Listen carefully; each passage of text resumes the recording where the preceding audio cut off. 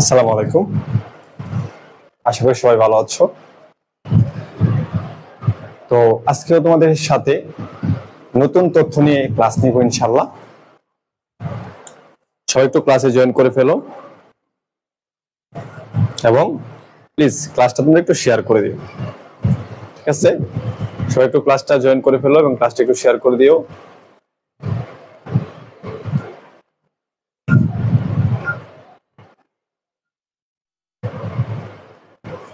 দেখো সবকিছু ক্লিয়ার আছে কিনা আমাকে একটু জানাও, আমি ক্লাসটা শুরু করে দিব।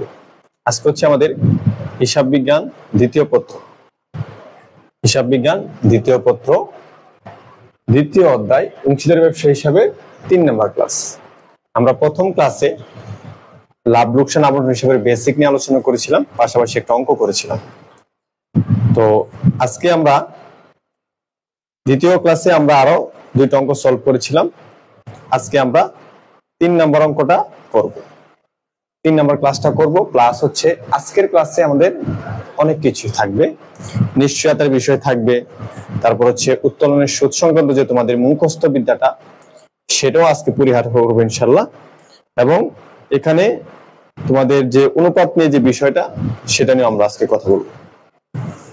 আচ্ছা, তো প্রথমে একটু আমাকে কমেন্টে জানাও যে আসলে সবকিছু কি ঠিক আছে কিনা, তাহলে আমি ক্লাসটা শুরু করে দিব।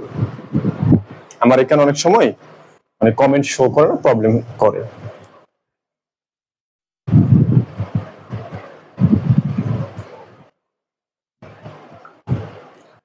ঠিক আছে? আচ্ছা, আর আরেকটা কথা আমি বলে রাখি, আমাদের ক্লাসটা একটু সময় নিয়ে দেখতে হবে, বুঝছো? আমাদের ক্লাসে তো পিওর জিনিস আলোচনা করা হয়, আর পিওর জিনিস বুঝতে হলে একটু সময় লাগে। মানে তুমি যদি শর্টকাট বা কম সময়ে বেশি বুঝতে চাও বুঝতে পারবা, কিন্তু এগুলো মাথায় থাকবে না। নতুন কোনো অঙ্ক দেখলে সলভ করতে পারবা। একটু বেশি সময় নিয়ে আমাদের অঙ্কগুলো দেখবা, যত যত নতুন অঙ্ক আছে, যে কিছু আছে তুমি সুন্দর করে সলভ করতে পারো। আমার এখন আমার এখানে কমেন্ট শো করতেছে না, তোমরা আমাকে একটু জানাও। যারা যারা সালাম দিয়েছো ওয়ালাইকুম আসসালাম, একটু জানাও যে আসলে সবকিছু ক্লিয়ার আছে কিনা।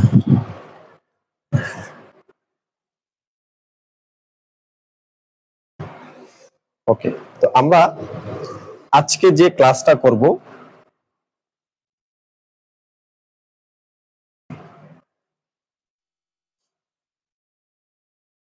এই ক্লাসের মধ্যে আমরা অনেক ধরনের বিষয়বস্তু জানতে পারবো। দেখো আমরা অঙ্কটা কি অঙ্কটা নিয়ে আসছি, দেখো এটা হচ্ছে প্রফেসর দীপক কুমার স্যারের বই থেকে তোলা হয়েছে। তো এখানে এটা নিয়ে একটু সমস্যা হয় অনেকের, এটা সমাধান করতে পারবা। প্লাস তোমরা মাসের শেষে বা শুরুতে উত্তোলন করলে অথবা মাঝামাঝি উত্তোলন করলে কিভাবে 5.5, 5.6 বুঝতে পারো এটা, এবং নিশ্চয়তা সম্পর্কে তোমরা ভালো করে জ্ঞান অর্জন করতে পারো। তো আমরা গত ক্লাসে একটা অঙ্ক করেছিলাম একক নিশ্চয়তা, মানে একজনের নিশ্চয়তা দেয়। আজকে আমরা যৌথ নিশ্চয়তা, যেটা সবসময় তোমাদের বোর্ড পরীক্ষায় এসে থাকে, এবং এখানে উত্তোলনের সুদ, মানে আমরা এই অঙ্কটার মধ্যে আমরা অনেক কিছু শিখতে পারবো। ঠিক আছে? তো চলো আমরা অঙ্কটা শুরু করে দিই। আমি তোমাদের কাছে একটা অনুরোধ করছি, আমরা কিন্তু এসএসসির ক্লাস নিচ্ছি না, নেই না, সেই জন্য আমাদের স্টুডেন্টস খুবই কম। তোমরা যদি একটু শেয়ার করো, একটু ফ্রেন্ডসদের মেনশন করো, সেক্ষেত্রে কিছু স্টুডেন্টস বাড়লে আমরা কিন্তু আরেকটু মজাদার ভাবে ক্লাস নিতে পারি। ঠিক আছে? ওকে, দেখো কি লিখছে। সিয়াম, সায়েদ ও শাবাব একটি অংশীদারের 3 জন অংশীদার। তারা লাভ লোকসান যথাক্রমে 1/2, 2/1, 3/1, 6/1 অংশ মোতাবেক বন্টন করে নেয়। এরকমটা থাকলে আমাদেরকে একটু কারেকশন করে নিতে হয়। ঠিক আছে? আচ্ছা, যাই হোক, আমি বলতেছি 2018 সালে জানুয়ারি 1 তারিখে অংশীদারদের মূলধন ছিল সিয়ামের 2 লাখ, সায়েদের 1.5 লাখ, আর হচ্ছে শাবাবের 1,20,000 টাকা। সিয়াম এপ্রিল 1 তারিখে ব্যবসায় আরো 50,000 টাকা অতিরিক্ত মূলধন প্রদান করে থাকে। অংশীদারগণ প্রত্যেক মাসের শেষ তারিখে, এই যে বিষয়টা, এই যে উত্তোলন সংক্রান্ত যে বিষয়টা, তোমাদের মনে কিন্তু অনেক প্রশ্ন থাকে যে প্রত্যেক মাসে শেষ হলে 5.5 করে গুণ করতে হয়। তোমরা আদৌ কি জানো যে এই 5.5 কোথা থেকে আসছে, অথবা এই 5.5 দিয়ে কেন গুণ করতে হবে? বুঝতে পারছো? আমি আজকে তোমাদের এমন একটা জিনিস দেখাবো, হয়তোবা তোমাদের অনেক কিছু শিখবা। আমার মনে হয় একবারে সবাই শিখবা এরকম এরকম বেসিক হয়তোবা কোনো জায়গায় পাওয়ার কথা না। যদি পেয়ে থাকো সেটাও হ্যাঁ পেতে পারো, তবে আমার মনে হচ্ছে একবারে নতুন সবকিছু শিখতে পারবো আজকে। তো প্রত্যেক মাসের শেষে আমরা এটাকে ইন্ডিকেট করে রাখি। দেখো লেখা আছে অংশীদারগণ প্রত্যেক মাসের শেষে ব্যবসা হতে 1000 টাকা করে নগদ উত্তোলন করে। তাছাড়া স্বভাব ব্যবসা হতে 5000 টাকার পণ্য উত্তোলন করে, যা হিসাবভুক্ত হয়নি। অংশীদারগণের মূলধনের ও উত্তোলনের উপর বার্ষিক 10% সুদ 10% হারে সুদ ধার্য করতে হবে। সিয়াম সায়েদ যৌথভাবে স্বভাবকে এই মর্মে নিশ্চয়তা প্রদান করে যে স্বভাবের মূলধনের সুদ বেতন ছাড়াও মুনাফার অংশ বাবদ কমপক্ষে 20,000 টাকা পাবে।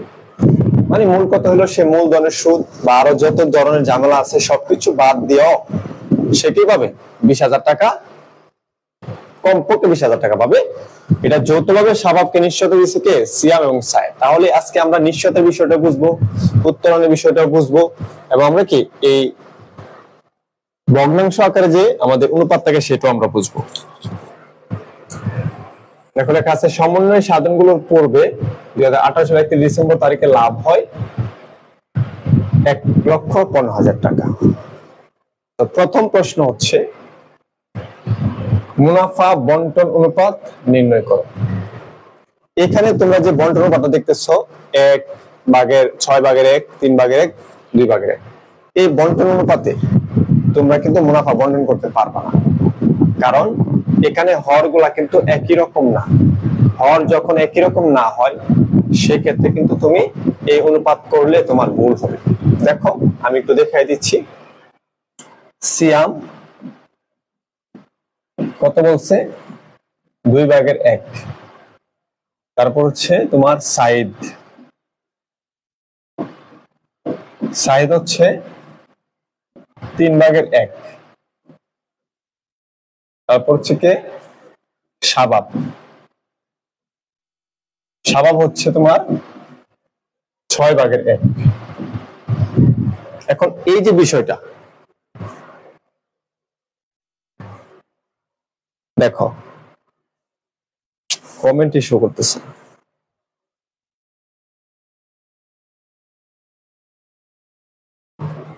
এই যে বিষয়টা, এই বিষয়টা তোমরা যে অনুপাতটা দেওয়া আছে এটা হচ্ছে ভগ্নাংশ অনুপাত। ভগ্নাংশ অনুপাতে যদি তোমার প্রত্যেকটা ভগ্নাংশের হর যদি সমান হইতো তাহলে কোনো সমস্যা ছিল না। মানে সমান বলতে কি, যেমন তোমার যদি এরকম থাকতো, ধরো 6/3, 6/2, 6/1, যদি এরকম থাকতো তাহলে প্রত্যেকটা হর সমান এবং তুমি উপরে গুলা যোগ করলো কি সমান, উপরেও 6 নিচেও 6, এইভাবে থাকলে সমস্যা নাই। এই ভগ্নাংশ দিয়ে তুমি করতে পারবা। এখন এই হরগুলা দেখো, একটা 2, একটা 3, একটা 6।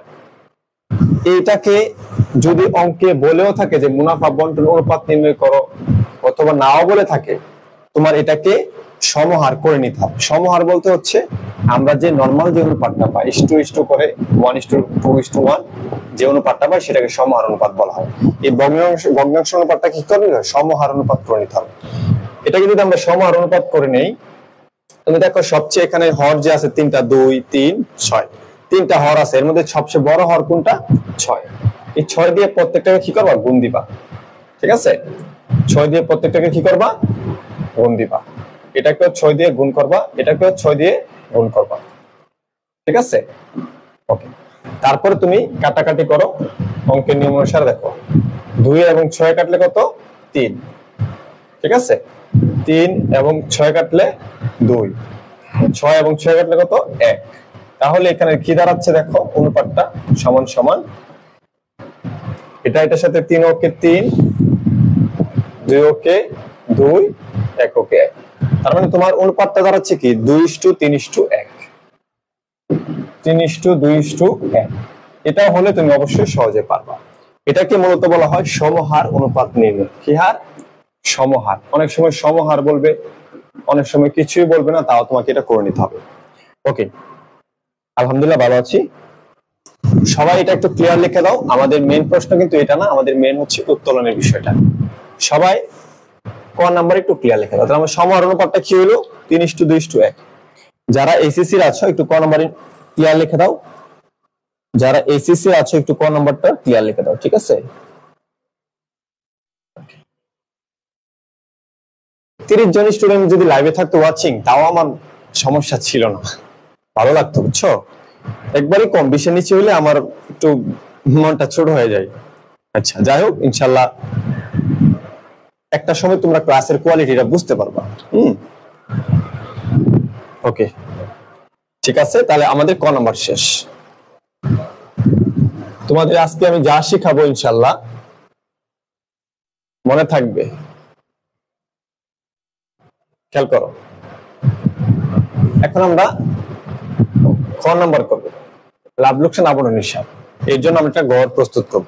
দেখো আমরা গড় প্রস্তুত করেছি নরমালি ডেবিট ক্রেডিট, ঠিক আছে? আচ্ছা, তো আমাদের লাভ ক্ষতি আবরণ হিসাব 2000 কত সালের? 18 সালের, ঠিক আছে? 2018 সালের 31শে ডিসেম্বর, বুঝছো, সমাপ্ত বছরের জন্য। ওকে, তো আমরা নরমালি আমাদের কাজ শুরু করে দিব। তো প্রথমে আমাদের ব্যবসায়ী লাভ কত ছিল?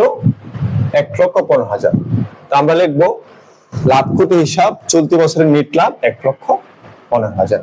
এরপরে মুনাফা বাড়বে অথবা আয়, যেগুলো আয় অথবা মুনাফা বাড়বে সেগুলো আসবে ক্রেডিট পাশে, যেগুলোর কারণে মুনাফা কমবে, আমাদের বন্টনকৃত মুনাফার পরিমাণ কমবে, সেগুলো কি ডেবিট পাশে। আমরা প্রথম ক্লাসে আলোচনা করেছিলাম। আমরা নরমালি সেই অনুসারে কাজ করব। তাহলে আমরা সবসময় সিরিয়ালটা ফলো করব, ঠিক আছে? কি করবো? সবসময় সিরিয়ালটা ফলো করবো। হ্যাঁ, সব ক্লাসই পাইবা। রকিবুল স্যার, ওয়ালাইকুম আসসালাম। ওকে, খেয়াল করো, সব এ পর্যন্ত শেষ। সিয়াম 1 এপ্রিল ব্যবসায়ী আরো 50,000 টাকা অতিরিক্ত মূলধন প্রদান করে থাকে। প্রত্যেক অংশীদার ব্যবসা হতে প্রত্যেক মাসের শেষে 1,000 টাকা করে নগদ উত্তোলন করে। তাছাড়াও সাবা ব্যবসা হতে কি 5,000 টাকা পণ্য উত্তোলন করে। আচ্ছা, আমরা জানি পণ্য উত্তোলনের পাশে আমরা একটু লিখে দিচ্ছি সাবাবের মূলধন হিসাব। সাবাবের মূলধন হিসাব,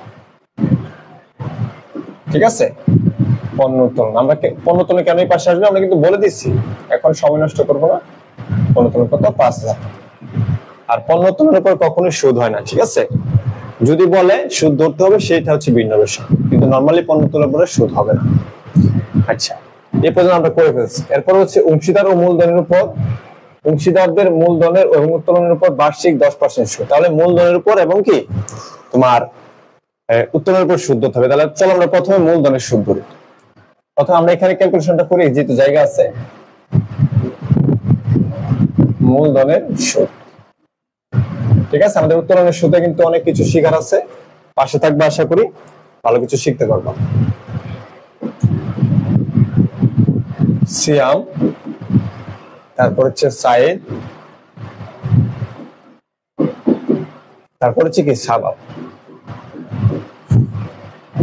ওকে, সিয়াম, সাইদ, সাবাব। আচ্ছা, সিয়ামের মূলধন আছে কত? 2 লাখ। কত পার্সেন্ট সুদ? 10%। 2 লাখের 10% করলে কত হয়? 20,000। জামেলা শেষ। সাইদ আনছে কত? 1.5 লাখ। 1.5 লাখের 10% করলে কত হয়? 15,000। সমস্যা শেষ। সাবাব আনছে কত? 1,20,000। কিন্তু সাবাবের ব্যাপারটা একটু ভিন্ন। সাবাবে আবার এপ্রিল মাসে 1 তারিখে আবার কি আনছে? মূলধন আছে 50,000। তাহলে সাবাবের 1,20,000 উপর যদি 10% করি সেক্ষেত্রে আসে 12,000। এটার সাথে প্লাস হবে সে আবার মূলধন আছে 50,000। ঠিক আছে, ইন্টু কত পার্সেন্ট, 10%। এখন কত হচ্ছে, সে তো বছরের শুরুতে আনে নাই, সে আনছে বছরের মাঝামাঝি, সেই জন্য কি করতে হবে, সে সময় অনুযায়ী তাকে সুদ দিতে হবে। তাহলে সে কত তারিখে আনছে, এপ্রিল 1 তারিখে। যদি সে এপ্রিল মাসে 1 তারিখে সুদ আনে, মূলধন আনে, তাহলে এপ্রিল সুদ পাবে। April, May, June, July, August, September, October, November, December, সময় শেষ হবে তো সে 9 মাসের ইন্টারেস্ট পাবে। তাহলে এখানে 12 দেবা, 9 দিয়া গুণ। তাহলে তার হচ্ছে 12,000। 50,000 যদি হয় সেটা কত হবে দেখো, 50,000 ইন্টু 10%, 5,000। 5,000 কে ভাগ দিবা 12 ইন্টু হচ্ছে 9, কত হলো 3750। তাহলে তার আরো 3750 টাকা এক্সট্রা, সরি 3750 টাকা এক্সট্রা পাবে। তাহলে কত হলো, 15,700, 15,700 কত 50। ওকে, তাহলে আমরা তিনজনের মূলধন হিসাবটা লিখে বের করে ফেলছি। সবাই একটু মূলধনের সুদটা ক্লিয়ার লিখে দাও। আমরা এখন মূলধনের সুদটা বের করব, ঠিক আছে। ওয়ালাইকুম আসসালাম শিকদার সাহেব, ওয়ালাইকুম আসসালাম সাবরিনা ঐশী, ওয়ালাইকুম আসসালাম। একটু কানেক্টেড থাকো, ইনশাআল্লাহ আজকে অনেক নতুন কিছু শিখবা। উত্তোলনের সুদ তোমরা দেখবা যে আসলে কিভাবে আমাদের নির্ণয় করা হয়। তাহলে সিয়াম 20,000, সায়েদ হচ্ছে 15,000, আর সাবাব হচ্ছে 15,750। আমরা লিখে ফেলবো। মূলধনের সুদ হচ্ছে খরচ, আমাদের এখানে লাভ কমবে, সেজন্য এই পাশে আসবে। যেহেতু 3 জনের মূলধনের সুদ আছে, সেজন্য আমরা কি লিখবো, অংশীদারদের মূলধন হিসাব। যদি 3 জন অথবা 2 জন থাকে সেক্ষেত্রে অংশীদারদের লিখবা, আর যদি 1 জন থাকে তাহলে তার নাম লিখবা। অংশীদারদের মূলধন হিসাব, ঠিক আছে। ওকে, এটা আমরা কেন লিখছি এটাও তুমি পরবর্তী ক্লাসগুলোতে জানবা। তাহলে আমরা কি লিখবো, মূলধনের সুদ, মূলধনের সুদ। প্রথম হচ্ছে কে, সিয়াম, না সিয়াম 20,000। তারপর হচ্ছে কি সাইদ 15,000। তারপর হচ্ছে কি শাবাব 15,000, কত জানি 15,750, 15,750 যোগ করো, 20,000, 15,000, 15,750, তাহলে 50,000, 50,750। ওকে, করে ফেলছি। আমাদের পণ্য উত্তোলন চলে গেল, মূলধনের সুদ চলে গেল, ঠিক আছে, ঝামেলা শেষ। এখন এখানে শাবাবের একটা বেতনের কথা বলা হয়েছে, মূলধনের সুদে বেতন ছাড়াও। এখানে তো তার বেতন আমরা দেখতেছি না। আচ্ছা, এখানে কি বেতন আছে, না, শাবাবের বেতনের কথা কোথাও বলা নাই। আচ্ছা, যাই হোক, বেতনের কথা এখানে কোথাও বলা নাই। ওকে, তাহলে এই ছিল আমাদের 20,000 টাকা। আচ্ছা, তাহলে এখানে ইমাম নিশ্চয় প্রদান করতে মূলধনের সুদ বেতন ছাড়াও, বেতনের কথা এখানে বলা নাই, তারপরে বলছে বেতন ছাড়াও। আরেকটু যোগাযোগ করো, খোঁজাখুঁজি করে বেতন আসবে না, এখানে কোথাও বেতনের কথা বলা নাই। ওকে, তাহলে মূলধনের সুদ সবাই ক্লিয়ার। এখন তোমাদের সাথে আমি এখানে সেকেন্ড ইয়ার আসো, কে একটু কমেন্ট করতে দেখি। যারা ইন্টারমিডিয়েট সেকেন্ড ইয়ার আসো, আমি জানি অবশ্যই তোমরা অংশীদারি কোথাও না কোথাও অংশীদারি পড়ে ফেলছো, কোনো না কোনো জায়গায় অংশীদারি প্রাইভেট করছো, এটা আমি ভালো করে জানি, কারণ এখন যে সময় হয়েছে অংশীদারি প্রাইভেট পড়ার কথা। সেকেন্ড ইয়ারে যারা আছে একটু কমেন্ট করো, সেকেন্ড ইয়ারে যারা আছে একটু কমেন্ট করো। অংশীদারগণ প্রত্যেক মাসে ব্যবসায়ী হতে প্রত্যেক মাসের শেষ তারিখে 1,000 টাকা করে নগদ উত্তোলন করে। তো নগদ উত্তোলনের উপরে সুদ কিন্তু হবে না, যদি অঙ্কে বলা থাকে উত্তোলনের উপর, তখন সুদ ধরতে হবে। দেখো লেখা আছে উত্তোলনের উপর সুদ ধরতে হবে বার্ষিক 10%। ওকে, যারা যারা সেকেন্ড ইয়ার আছে একটু বলো তো দেখি, যারা যারা সেকেন্ড ইয়ার আছে একটু বল। এখন একটু দেখো ভালো করে, আমি ভালো একটা জিনিস দেখাচ্ছি। অংশীদারগণ ব্যবসা হতে যখন প্রত্যেক মাসের শেষ তারিখ উত্তোলন করে, তোমরা নর্মালি কি করো, যারা সেকেন্ড ইয়ার আছো এই সিস্টেমটা ফলো করো, যে প্রথম কে হয়তো বা এটা করো, যে সে যেহেতু প্রতি মাসে কি করছে, সে যেহেতু প্রতি মাসে 1,000 টাকা করে উত্তোলন করছে, 12 মাসে কত হইলো 12,000। ঠিক আছে? তখন এটাকে 10% করো, যে টাকাটা আসে সেটাকে 12 দিয়ে বা 5.5 দিয়ে গুণ। কারণ তোমরা একটা মুখস্থ বিদ্যা জানো যে মাসের শেষ হলে কত 5.5 দিয়ে গুণ হয়, মাসের শুরু হলে 6.5 আর মাসের মাঝামাঝি হলে 6। মাসের শুরুতে হলে কত 6.5, মাসের মাঝামাঝি হলে 6, মাসের শেষ হলে কত 5.5। এইভাবেই তোমরা অঙ্কগুলো করে ফেলো। কেউ করো এটা ফলো করো, আবার কেউ কি এটা ফলো করো। এটা হচ্ছে 12 দিয়ে গুণ দিয়ে বের করে পার্সেন্ট করে আবার 12 দিয়ে ভাগ, 5 দিয়ে গুণ করো, এই একবার 12 দিয়ে গুণ দাও, এই জন্য আবার কি ভাগ দিতে হয়। আর এটা হচ্ছে সরাসরি, যেহেতু প্রতি মাসে 1000 টাকা করে উত্তোলন করে 10% সুদ, 5.5 দিয়ে সরাসরি কি করো গুণ দিলে এই টাকাটা, দেখো অঙ্কটা টাকাটা কিন্তু সেম। এটা কিন্তু মূলত উত্তোলনের সুদ। তোমরা স্টুডেন্টরা এই দুইটা বিষয় ফলো করো। আর্থিক অবস্থা বিবরণী ক্লাস অবশ্যই হবে, আমার আর্থিক অবস্থা বিবরণী ক্লাস হবে অন্যরকম, বুঝছো, অন্য এক আলাদা লেভেল, বুঝতে পারছো? ইনশাআল্লাহ কোনো শীট টিট চলবে না, ডিরেক্ট অঙ্ক করাবো, ডিরেক্ট তোমরা বুঝবা, একদম কোনো শীট নাই আর্থিক অবস্থা বিবরণী, ঠিক আছে? এই দুইটা পদ্ধতিতে আমরা অঙ্কটা কি করি সমাধান করি, বুঝছো? এখন এই পদ্ধতিতে আমরা সমাধান করলাম, অনেকের মনে প্রশ্ন থাকে এটা ওয়াই, এটা কেন আসছে, 5.5 কেন আসছে? ঠিক আছে, আনসার কিন্তু হয়ে গেছে, উত্তরণের সুদ আনসার হয়ে গেছে।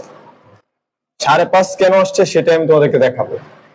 উত্তরণের সুদ কোন পাশে বসবে? এই পাশে। তুমি লিখবা অংশীদারদের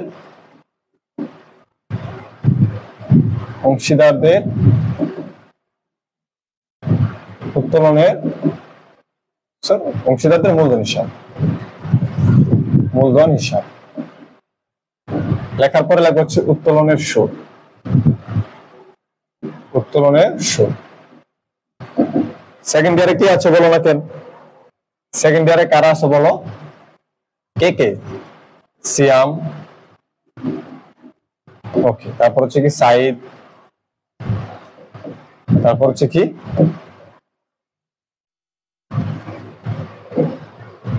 সিয়াম, তারপরে কে?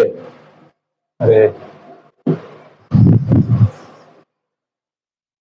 সাইদ, শাবাব, কে সেকেন্ড ইয়ার আছে বলো?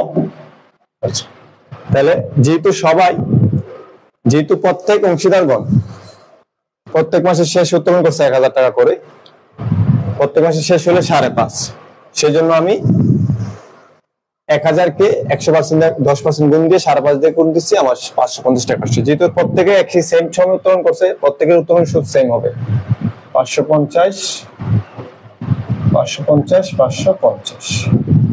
যোগ করলে কত হয়? ওকে, সাবরিনা ঐশী থাকো, কানেক্টেড থাকো, ঠিক আছে? কি শিখাই দেখো আজকে তোমাদের। তাহলে এখানে কত হলো? 1650। আচ্ছা সাবরিনা ঐশী, তুমি তো অবশ্যই জানো যে প্রতি মাসের শেষে উত্তোলনের যখন করে সেক্ষেত্রে কি করতে হয়, যে মাসে উত্তোলন করা হয় সেটাকে পার্সেন্ট করে উত্তোলন সুদ বের করে 5.5 দিয়ে গুণ দিতে হয়, এটা তোমরা জানো। আচ্ছা চলো আমরা এখন এটার মূল বেসিকটা জেনে আসি, আসলে কিভাবে এটা হইলো, ঠিক আছে? কিভাবে এটা হয়েছে একটু দেখো। কারণ হচ্ছে যখন অ্যাডমিশন পরীক্ষাগুলা তোমরা দেখবা, বিভিন্ন অ্যাডমিশন পরীক্ষাগুলা দিবা, তুমি এখন যেমন এইচএসসি তে পড়ো, এইচএসসি তে যেমন মনে করো একটা মুখস্থ প্রশ্ন সারা বছর করে, 2 মাস পর পর, 3 মাস পর, 1 মাস পর পর, এই তো হ্যাঁ, প্রতি মাসের শেষ উত্তোলন, শুরুতে উত্তোলন, মাঝামাঝি উত্তোলন, 1 মাস অন্তর অন্তর, 2 মাস অন্তর অন্তর, 3 মাস অন্তর অন্তর উত্তোলনের সুদতে এইগুলা নিয়ে তোমাদের মাথায় অনেক প্রবলেম, যে স্যার উত্তোলনের এত নিয়ম, পড়াশোনার মধ্যে কোনো প্রশ্ন নাই, যা আসে শিখতে হবে, বুঝছো? তাহলে তুমি স্টুডেন্ট। পড়াশোনা নিয়ে প্রশ্ন করে দেখে আজকে আমরা এখন উপরে যেতে পারি না, নিচে পড়ে থাকি। জানার ক্ষেত্রে কোনো প্রশ্ন নাই, জানতে হবে, ঠিক আছে? আরো নিয়ম হোক, সমস্যা কি? তোমার ব্রেনে মেধায় যতটুকু কোলায় তুমি শিখতে থাকো, কোনো সমস্যা নেই। তো দেখো এখন কি হয়, এইখানে হচ্ছে মূল বিষয়টা, আমি তোমাদেরকে একটু ভালো করে বুঝাই, মনোযোগ দিবা। এই চারটা কিন্তু বইয়ের মধ্যে পাইবা না, বা কোনো ক্লাসে বা কোনো টিচার যদি শিখায় থাকে অবশ্যই ওনাকে সম্মান করবা, ঠিক আছে? যদি কোনো টিচার তোমাকে এই জিনিসটা শিখায় থাকে অবশ্যই ওনাকে সম্মান করবা, কারণ উনি সম্মান পাওয়ার যোগ্য, ঠিক আছে? আর যদি কেউ শিখায় না থাকে আমার কাছ থেকে শিখে নাও, ভালো করে বুঝে নাও যে আমাদের 11 ক্লাস একাডেমি কোন পর্যায়ে সার্ভিস দিতে পারবে সেটা একটু দেখে নাও। দেখো, সাবরিনা ঐশী কানেক্টেড। অংশীদারগণ প্রতি মাসের শেষে উত্তোলন করলে উত্তোলনের সুদ নির্ণয়ের প্রকৃত নিয়ম। উত্তোলনের সুদটা আমি ভালো করে নির্ণয় করব। দেখো, প্রতি মাসের শেষে মানে কি? আমাদের অঙ্কটা হচ্ছে 2018 সালে। প্রতি মাসের শেষে মানে কি? সে যদি জানুয়ারি মাসে বিজনেস শুরু করে সে অবশ্যই জানুয়ারি মাসে 31 তারিখে উত্তোলন করবে, করবে না? আচ্ছা, ব্যালেন্স কত, অ্যামাউন্ট কত? প্রতি মাসে কত করবে? 1000। তাহলে সে প্রতি মাসের শেষে যদি 1000 করে অবশ্যই সে প্রথম উত্তোলনটা জানুয়ারি মাসের 31 তারিখে 1000 টাকা উত্তোলন করবে। এখন সে যদি জানুয়ারি মাসে 31 তারিখে 1000 টাকা উত্তোলন করে অবশ্যই তাকে জানুয়ারি মাসে সুদ দিতে হবে না, সামনে যে 11 মাস আছে সেটার সুদ দিতে হবে। কারণ জানুয়ারি মাসে 31 তারিখে যদি তোমার বাসায় কেউ ভাড়াটি আসে তুমি অবশ্যই তার কাছ থেকে জানুয়ারি মাসে ভাড়া নিবা না, তুমি তার কাছ থেকে ফেব্রুয়ারি মাস থেকে ভাড়া নিবা। ক্লিয়ার? তো যেহেতু সে জানুয়ারি মাসের 31 তারিখে উত্তোলন করে, যেহেতু বলা আছে প্রতি মাসের শেষে, তাহলে জানুয়ারি মাসের শেষে সে উত্তোলন করছে। তো জানুয়ারি মাসের শেষে যদি সে উত্তোলন করে সে তো জানুয়ারি মাসের উত্তোলনের সুদ দিবে না, কারণ সে শেষে করছে। সেই জন্য জানুয়ারি মাসে যে উত্তোলনটা করবে সেটার উপরে সুদ হবে 11 মাস। কত মাস? 11 মাস সুদ হবে। তাহলে তুমি এই 1000 টাকা যেহেতু সে জানুয়ারি মাসে উত্তোলন করছে শেষ তারিখে, অবশ্যই তাকে 1000 টাকার উপরে কত মাস সুদ দিতে হবে? 11 মাস সুদ দিতে হবে। এখানে কি কোনো মিথ্যা আছে? মিথ্যা নাই, একদম সত্য। তোমরা যে বলো উত্তোলনের সুদ 6 মাসের হয়, হ্যাঁ, এই এভারেজ করে 5.5 6.5, এই যে কথাগুলো বলো, জানো এই কথাগুলো ভুল, এই কথাগুলো কিন্তু সঠিক না। উত্তোলনের সুদ কখনোই 6 মাসের হয় না, জাস্ট একটা কন্ডিশনে 6 মাসের হয়। যখন উত্তোলন করার ক্ষেত্রে যদি কোনো তারিখ উল্লেখ না থাকে, ধরো সে কবে করছে, কোন মাসে কত তারিখ করছে, মাসের শেষে বা শুরুতে, কোনোভাবেই সে তারিখ উল্লেখ করে নাই, জাস্ট বলা আছে সে বছরে এত টাকা উত্তোলন করছে, বলা আছে এত টাকা উত্তোলন করছে, সেই ক্ষেত্রে তোমাকে ধরে নিতে হবে যে অন্তত পক্ষে 6 মাস পরে, ব্যবসা শুরু 6 মাস পরে সে কি করেছে? উত্তোলন করেছে। এবং এটা আমাদের হিসাব বিজ্ঞান আইন অনুযায়ী তুমি এটাকে 6 মাসের সুদ ধরবা। এটা হচ্ছে শুধু একটা যুক্তি যে উত্তোলনের সুদ কোনোভাবে বলা না থাকে, এটা হচ্ছে 6 মাস। আর বাকি তুমি যত তারিখ বলুক না কেন, প্রত্যেকটা উত্তোলনের সুদ তারিখ অনুযায়ী দিতে হবে। তোমরা কিন্তু এটা মাথায় সেট করে নিছো যে উত্তোলনের সুদ হয়তো 6 মাস হয়, এরকমটা কিন্তু না। উত্তোলন যদি তুমি জানুয়ারি 1 তারিখে করো অবশ্যই তোমার জানুয়ারি থেকে সুদ দিতে হবে, বুঝছো? যদি শুধুমাত্র তারিখ উল্লেখ না থাকে সেটা হচ্ছে 6 মাস। তো খেয়াল করো, এখন এই জানুয়ারি মাসের জন্য যে আমি 1000 টাকা উত্তোলন করেছিলাম সেটার জন্য 11 মাস সুদ দিতে হবে, এটা আমি বাস্তব 100% জানি। তুমি এটাকে 10% করে 11 মাস করে দেখো এত টাকা আসবে, এক নাম্বার। দ্বিতীয় কথা হচ্ছে ফেব্রুয়ারি মাসের শেষ তারিখ যদি হয় 29 তারিখ, এটা 29 তারিখ কেন হবে? কারণ 2018 সাল হচ্ছে লিপ ইয়ার। লিপ ইয়ার হওয়া মানে হচ্ছে 29 তারিখে গেছে। তো ফেব্রুয়ারি মাসে 29 তারিখে যদি উত্তোলন করে সে অবশ্যই জানুয়ারি এবং ফেব্রুয়ারি মাসে সুদ দিবে না, তাহলে সে বাকি 10 মাসের সুদ দিবে। এই 1000 টাকার উপর যদি 10 মাসের সুদ করা হয় 83.33 আসে। মার্চের উপরে সুদ দিবে সে 9 মাসে, এপ্রিলের উপরে সে সুদ দিবে 8 মাসে, মেটার উপরে সে সুদ দিবে 7 মাসে, জুনের উপরে সে সুদ দিবে 6 মাসে, জুলাই শেষে যেটা নিচ্ছে সেটার উপরে সুদ দিবে 5 মাসে, 31 আগস্ট যে সুদ নিচ্ছে সেটা দিবে 6 মাসে, সেপ্টেম্বরের 30 তারিখ যেটা নিচ্ছে সেটার জন্য সুদ দিবে 3 মাসের। আমি কি বুঝতে পারছো? আচ্ছা, অক্টোবরে যেটা নিচ্ছে সেটা হবে কি 2 মাসে। তারপর হচ্ছে এটা হচ্ছে বিষয়। এরপরে নভেম্বরে যেটা নিবে সেটার জন্য দিবে 1 মাসের সুদ। ডিসেম্বরে 31 তারিখে যে ইন্টারেস্টটা নিবে সেটার জন্য সে এই বছরে কোনো সুদ দিবে না, কারণ সে তো নিচে ডিসেম্বরের 31 তারিখে, এই জন্য এটার সুদ হবে পরবর্তী মাসে জানুয়ারি থেকে। তাহলে আমাদের আর্থিক অবস্থাতে ডিসেম্বর মাসে যে টাকাটা নিচ্ছে সেটা সুদ হবে না, সেটা হচ্ছে 0 মাস, এই জন্য এটার ব্যালেন্স কত? 0। বুঝতে পারছো? এখন তোমরা এই যে ব্যালেন্সটা সেম দেখা প্রতি মাসে যে সেম উত্তোলন করে, এই জন্য তুমি অঙ্কটা করে ফেলতেছো 5.5 দিয়ে। এখন আমি যদি তোমাকে এডমিশন টেস্টে বলি যে প্রথম 6 মাস সে 1000 টাকা করে উত্তোলন করছে, দ্বিতীয় 6 মাস সে 1500 উত্তোলন, জাস্ট এতটুকু পেজ দিলাম, আর পেজ দিলাম না, আমার পেজ অভাব নাই। ধরো সে প্রথম 6 মাস 1000 করে উত্তোলন করছে, দ্বিতীয় 6 মাস সে কি 1500 করে উত্তোলন করছে। তুমি যখন 5.5 দিয়ে গুণ দিবা, তোমার অঙ্ক তো হবে না, তুমি সারা জীবনেও এইটার আনসার বাই করতে পারবে না, বুঝছো? এই জন্য তুমি আমরা এডমিশনে মাইর খাই, কারণ এসএসসি পর্যন্ত আমি তোমাদের মতো অ্যাকাউন্টিং পারতাম। আমারও কিন্তু এসএসসি তে 90+ মার্কস আসছে বোর্ড পরীক্ষায়। 2015 সালে আমি এসএসসি পরীক্ষা দিছি, কিন্তু একটা সময় আমি পিওর অ্যাকাউন্টিং জানতে শুরু করি, ঠিক আছে? আমরা এই জন্য কি বিভিন্ন ইউনিভার্সিটি এডমিশনে মাইর খাই, বিভিন্ন জায়গায় আমরা মাইর খাই, অ্যাকাউন্টিং শক্ত না থাকার কারণে, মুখস্থবিদ্যা থাকার কারণে আমাদের সমস্যা হয়। আমরা 8 বছর মিনিটে দুর্বল থাকি, আমরা বিভিন্ন একটু বড় ম্যাথ একটু ঘুরায় ফেরা দিলে আমরা পারি না। সেই ক্ষেত্রে যদি এটা তোমাকে বলা হয়, তুমি কখনো এটা সমাধান করতে পারবে না। এডমিশন টেস্টে একটা মার্কস তুমি দাগাইবা, 5.5 দিয়ে করে ফেলবে, তোর অঙ্কটা ভুল, তুমি নেগেটিভ মার্ক খাইবা। আচ্ছা, এখন এই পর্যন্ত যে বিষয়গুলো যে আমি আলোচনা করলাম, এই যে আমি যে বুঝাইলাম, জাস্ট এই পর্যন্ত বুঝছো কিনা একটু ক্লিয়ার লেখা তো। ঐশী কি আছো? এই পর্যন্ত যারা বুঝছো একটু ক্লিয়ার লেখো। সাবরিনা, ঐশী, একটু ক্লিয়ার লেখা দাও।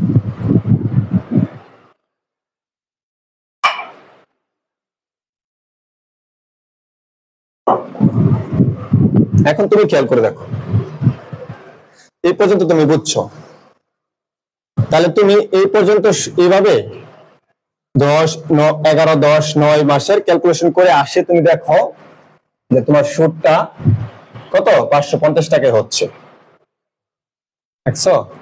একদম 550 টাকা হয়েছে।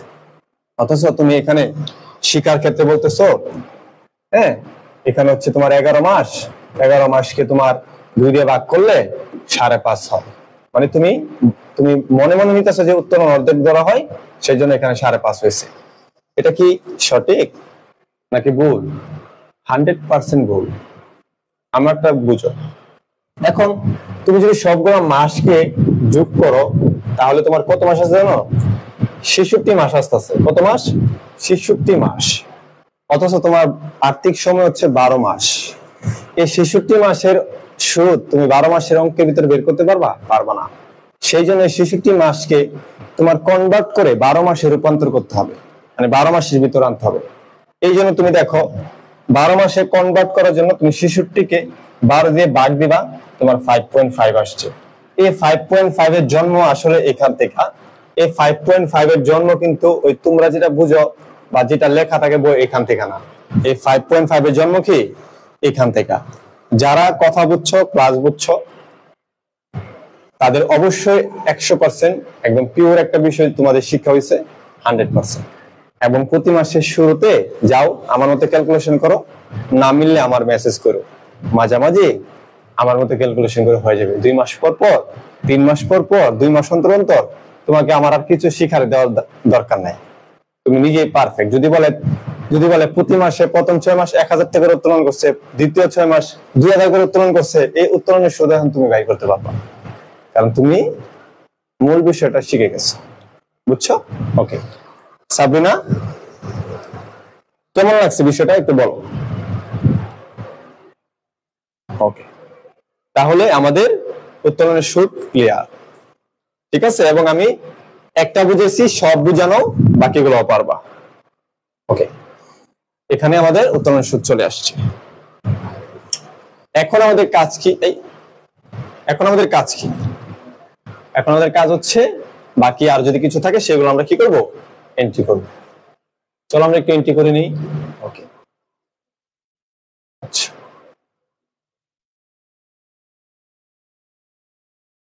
সাবিনা একটু কমেন্ট করে বলো তো বুঝতে পারছো কিনা। সবাই একটু ক্লিয়ার লিখে দাও, সবাই ক্লিয়ার লিখে দাও।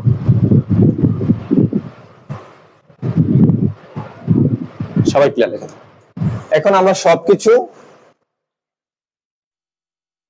সবকিছু লিখছি, যা কিছু আছে সবকিছু লিখছি। এখন আমাদের মুনাফা বন্টন করার পালা। মুনাফা বন্টনের ক্ষেত্রে এখানে কি আছে?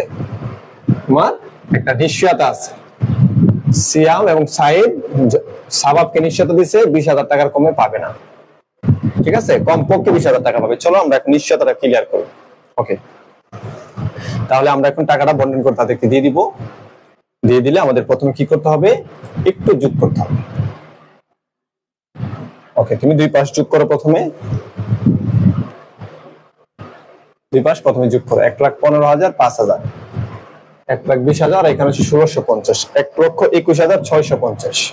তাহলে এই পাশেতে বেশি হবে কারণ এই পাশে ব্যালেন্স করো, 1,21,650।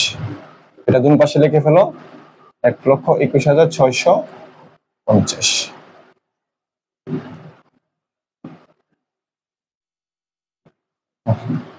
এখন বাকি টাকাটা আমাদের কি, আমাদের ডেবিট পাশের টাকাটা বাদ দিলে যে টাকা আসবে সেটা হচ্ছে আমাদের কি, আমাদের মুনাফার অংশ। তাহলে দেখি আমাদের বাকি টাকা কত।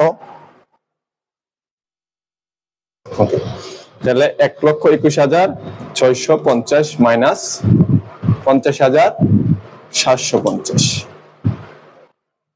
এই তো বেতন তো নাই, তাহলে 70,900। তাহলে এখানে তোমার বন্টনিত মুনাফা দাঁড়াতেছে কত, 70,900, ঠিক আছে। ওকে, এই টাকাটা আমরা বন্টন করে দিব। বন্টন করে লেখার সময় আমরা লিখবো হচ্ছে অংশীদারদের মূলধন হিসাব, একটু বড় করে দেই, ছোট কালায় লেখাতে লিখতে পারবো না, একটু বড় করে লিখতে হবে।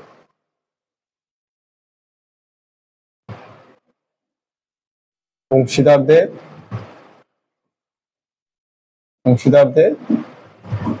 মূলধন হিসাব, মুনাফার অংশ, ঠিক আছে। প্রথম কে সিয়াম, তারপর হচ্ছে কি সাইদ, তারপর কে পাবে, সাবাব। আচ্ছা, নিশ্চয়তা পরে আমরা আগে দেখবো কে কত পায়। আমাদের লাভ থাকে কত, 70,900। ওকে, তাহলে আমাদের 70,900 টাকা আগে বন্টন করতে হবে। অনুপাত কত বের করলাম আমরা, 3, 2, 1। আমরা যোগ করলে কত পাই, 6। আচ্ছা, তাহলে আমরা আগে মুনাফা বন্টন করি। মুনাফা বন্টন এটা কিন্তু লিখতে হবে, হ্যাঁ, ওয়ার্কিং বা গণনা দিয়ে লিখতে হবে মুনাফা বন্টন। মুনাফা বন্টন কে কে যেন, সিয়াম। নরমালি প্রথমে সব মুনাফা বন্টন করবা, সাইদ। নিশ্চয়তার পরে আগে মুনাফা বন্টন করবো, যত নিয়ম থাকুক আগে মুনাফা বন্টন, তারপরে কি, সাবাব। ওকে, এখন সিয়াম আমাদের টাকা কত আছে, 70,900। সে 70,900 মধ্যে কত পাইব, 6/3 অংশ, ঠিক আছে। ও 70,900 মধ্যে পাবে 6/2 অংশ। ওই 70,900 মধ্যে পাবে নিয়ম অনুযায়ী 6/1 অংশ। চলো আমরা একটু দেখে আসি। 70,900 ভাগ 6 ইন্টু 3, 35,450। 70,900 ভাগ 6 ইন্টু কত, 2, 23,633 সামথিং হবে। 33.33 লেখা লাগবে না, সমস্যা নেই। 70,900 ভাগ কত, 6 ইন্টু হচ্ছে কত, 1, কত হইল তোমার 11,816 টাকা বা 17 টাকা ধরতে পারো।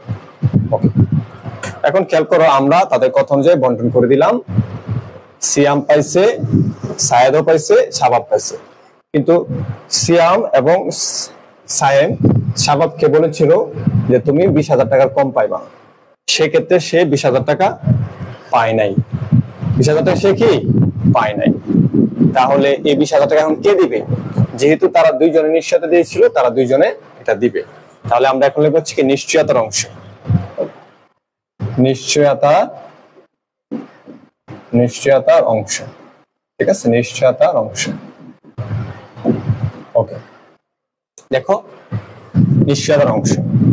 এখন তারা যেভাবে মুনাফা নেয় সেইভাবে তার ক্ষতির টাকাটা দিবে, ঠিক আছে। তো নিশ্চিত অংশ আমাদের একটু দেখতে হবে কত টাকা। তাহলে আমরা একটু দেখবো যে শাবাব পাবে কত টাকা পাবে। দেখো সে 20,000 টাকা পাওয়ার কথা, সে পাইছে কত 11,817 টাকা। তাহলে সে কত পাইবো 20,000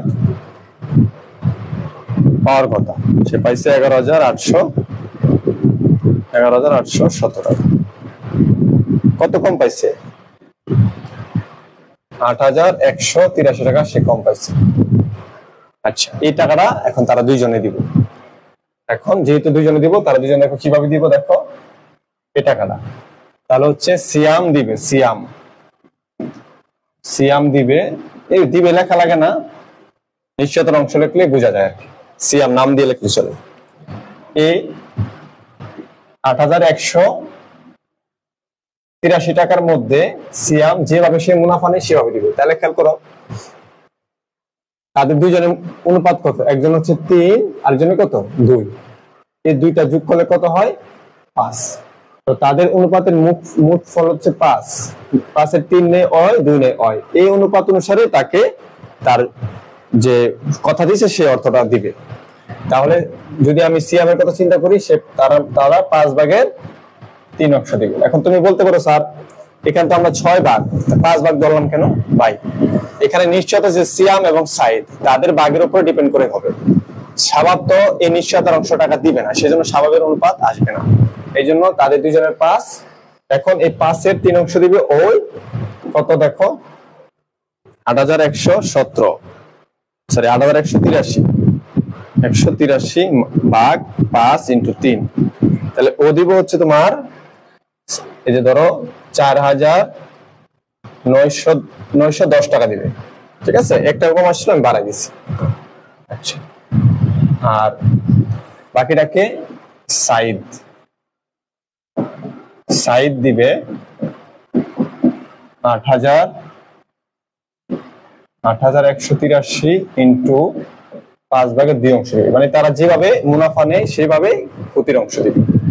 ঠিক আছে, আর যদি অন্যভাবে বলা থাকে, যেমন গত ক্লাসে করেছিলাম সে পার্সোনালি বলছে, সে পার্সোনালি দিবে। আবার যদি বলা থাকে তারা সমানভাবে দিবে, তাহলে বাকি টাকা সমানভাবে দিবে। মানে মূল কথা হচ্ছে এখান তো কিছুই বলা নাই, সেই জন্য অনুপাত অনুসারে দিতে হবে। তাহলে 8,183 ভাগ 5 ইন্টু হচ্ছে কত 2, তাহলে সে দিবে কত, সে দিবে হচ্ছে 3273 টাকা। তুমি দুইটা যোগ করে দেখো এই টাকা আসবে। তাহলে আমরা পেয়ে গেছি, খেয়াল করো একটু দেখো। আচ্ছা, এখন আমরা এখানে এসে ক্যালকুলেশন করে ফেলবো। ওকে, খেয়াল করো সে দুজনের কাছ থেকে পাইবো কত 8,183 টাকা, তার কত হবে 20,000 টাকা হয়ে যাবে, শেষ তার জানালা। সিয়ামের দিবে কত 4,910, সে সিয়ামের এখান থেকে 4,910 টাকা মাইনাস হবে, মাইনাস হলে কত হয় দেখো 35,450 মাইনাস 4,910। আমার ক্যালকুলেশন ভুল হলে একটু ধরাই দিও, ঠিক আছে। 30,540 সে লাস্ট পাইবে। ওর এখান থেকে মাইনাস করবো কত 3273 মাইনাস করলে সে কত পাবে দেখো 23,633 টাকা সে পাইতো, মাইনাস হবে কত 3273। তাহলে সে কত পাইবো 20,360। এটা জাস্ট ওখানে নিয়ে বসাই দিব। সবাই একটু মুনাফা বন্টন ক্লিয়ার লেখা দাও তো দেখি। 30,540 মুনাফা বন্টন ক্লিয়ার লেখা দাও। 30,540 তারপর হচ্ছে কত 20,360, 20,360 তারপর হচ্ছে তোমার কত 20,000 পাবে। ঠিক আছে, ওকে। তাহলে তুমি এখন এটা যোগ করে দেখবা যে এই টাকাটা আসবে। ঠিক আছে, এখানে টার্ম দেওয়া আছে, টার্ম দেওয়া লাগবে। তাহলে দেখো 30,540 যোগ 20,360 যোগ 20,000 করে দেখো, এই যে সেম এই টাকাটা দেখো যে 70,900 টাকা আসছে। এই হচ্ছে অঙ্ক, বুঝছো? এটা হচ্ছে প্রকৃত নিয়ম। যেটাই তুমি করো প্রকৃত নিয়ম অনুসারে করতে হবে, তাহলে তোমাকে বুঝতে সহজ হবে। এখন তুমি যদি মনে করো যে স্যার নিশ্চয়তা বুঝি না, উত্তোলনের সুদ বুঝি না, হ্যাঁ, এগুলা আমাদের প্রথম ক্লাস থেকে দেখে আসবা, সবকিছু ইজি হয়ে যাবে। বুঝছো? ওকে, সবাই তাহলে একটু অল্প লিখে দাও অঙ্কটা, ঠিক আছে? তো আমরা নেক্সট ক্লাসে, যেহেতু আমাদের আবরণ হিসাবে 3টা অঙ্ক আমাদের আসছে, আমরা করেছি ইনশাল্লাহ। এই সিস্টেম অনুসারে করলে তুমি সব অঙ্ক পারবা। হয়তোবা কোনো কোনো অঙ্কে বেতন আছে, কোনো কোনো অঙ্কে ঋণের সুদ আছে, কোনো কোনো অঙ্কে হয়তোবা তোমার অনুপাত 2 রকম থাকে, ঠিক আছে? এগুলাই লাভ লোকসান আবরণ হিসাবে, এর চেয়ে বেশি কঠিন কিছু নাই। বুঝতে পারছো? আমরা নেক্সট ক্লাসে ইনশাল্লাহ অংশীদারদের মূলধন হিসাব করব। সেটাও কিন্তু মুখস্থ না, প্রকৃত নিয়ম অনুসারে কেন যাবে, কি জন্য যাবে, সবকিছু হিসাব বুঝে করবে, ঠিক আছে? আর আমাদের 3টা ক্লাস দেখলে অন্তত পক্ষে তোমার কি হবে জানোনি, যে সব ধরনের অঙ্ক তুমি সলভ করতে পারবা। ছোট ছোট কিছু সমস্যা থাকলে এটা তুমি প্রশ্ন করলে আনসার পেয়ে যাবে ইনশাআল্লাহ, সমস্যা নেই। ওকে, তাহলে আজকে এই পর্যন্তই। ভালো থাকো সবাই, ইনশাআল্লাহ দেখা হবে পরবর্তী ক্লাসে। আসসালামু আলাইকুম।